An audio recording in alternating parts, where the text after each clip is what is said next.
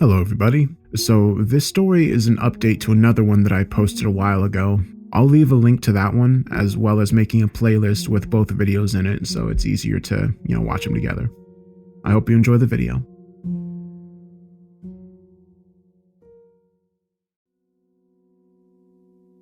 Hello, it's been a long time. The last body I had in the living world didn't cope too well with my mind driving it. It's sometimes hard to remember that the lessons you learn in hell aren't a good fit for the civilized world. When murder is just a normal part of existence, you tend to keep doing it out of habit. The inevitable result is either death or exorcism and a trip back to the city of Dis. Safe to say, I got carried away the last time I was here. After my last taste of freedom, I knew that I had to get back out of Dis. My existence ever since I squandered my last host has been utterly dedicated to fighting my way back into a pillar of fire. I had to escape Dis. After what I've seen, I had to escape. This new body seems a little more durable than the last one. Now that I'm back, shall we take another trip into hell? Phlegethon Swamp. It rains in hell. It rains all the fucking time, and that water has to go somewhere.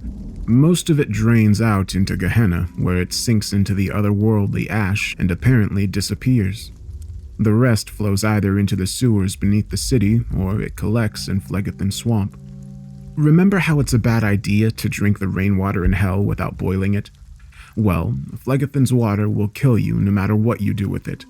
Even letting the stuff touch your skin can be deadly.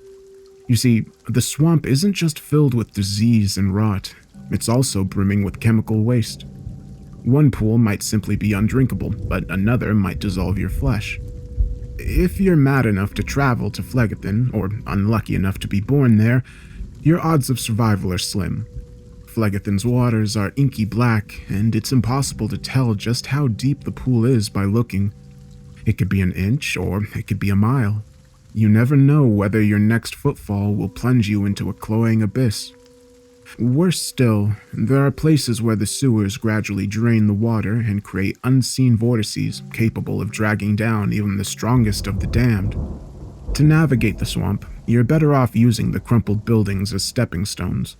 The corrosive water causes wooden supports to wither and collapse, so there's plenty of debris lying around to stand on.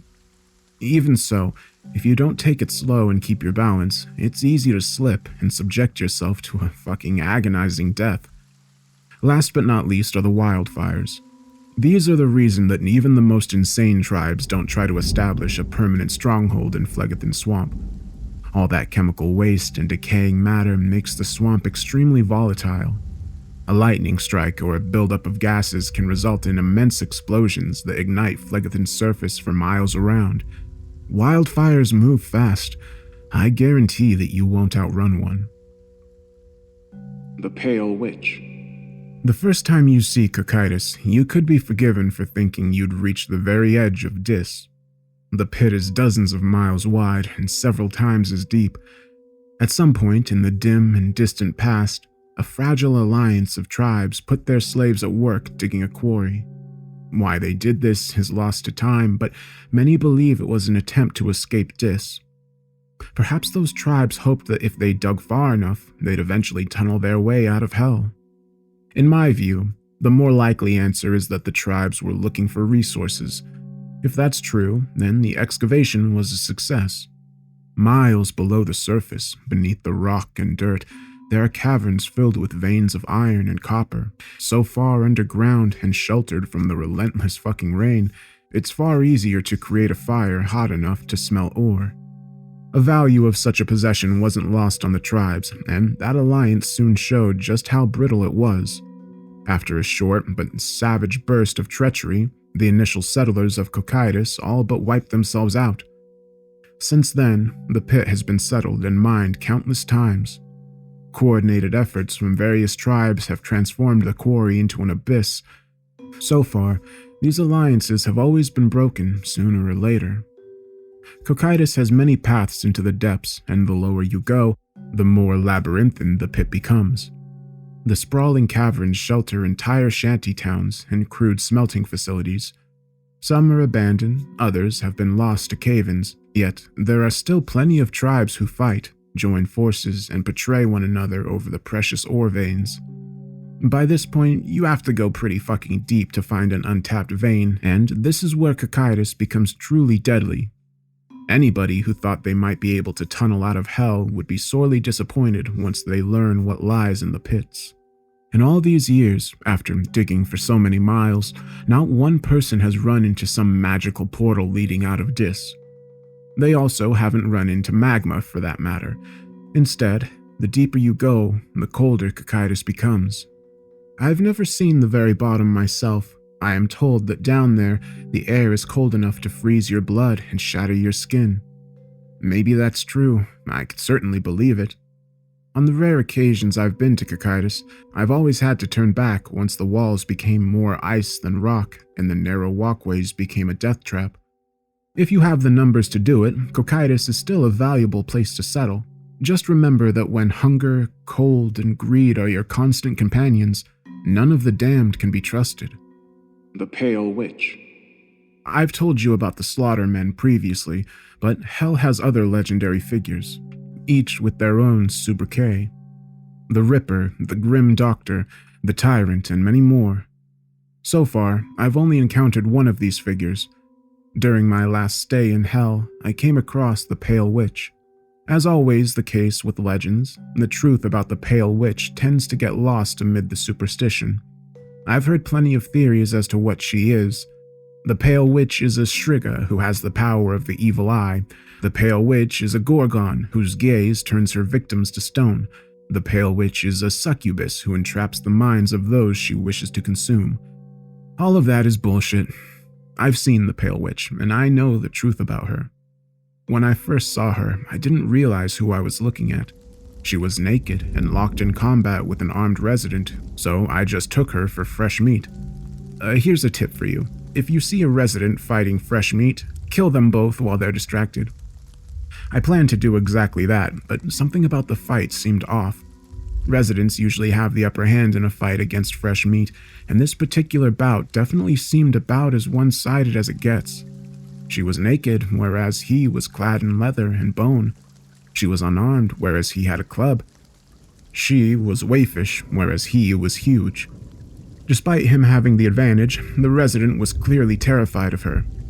The rules of hell dictated that he should have cracked her skull, taken her skin, and eaten her flesh, but that just wasn't happening. He was uncoordinated and apparently desperate to escape.